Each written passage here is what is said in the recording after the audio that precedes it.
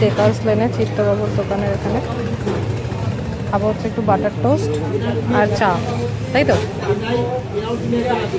সরো যে আমরা নিয়েছি হচ্ছে কি বলে বাটার টোস্ট আর চা।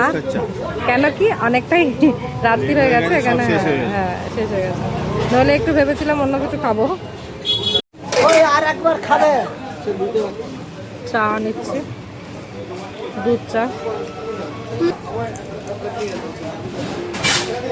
এখানে ভাবলাম অন্য কিছু একটা খাবো, কিন্তু খাবার কপালে নেই, কারণ এখন রাত্রির প্রায় 9টা বাজে।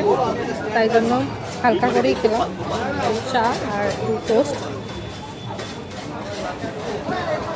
ফাঁকা হয়ে গেছে এখন বেকারস লেন, যেখানে সকালবেলা সেই না দাঁড়ানোর মতো ভিড় থাকে নাকি, তীব্রের মতো লোক থাকে না, তারপরে ওই জন্য আরও ভিড় থাকে। তারপরে এখানে প্রচুর দোকানও আছে, তার জন্য প্রচুর ভিড় থাকে খাবারের। ভালো খেতে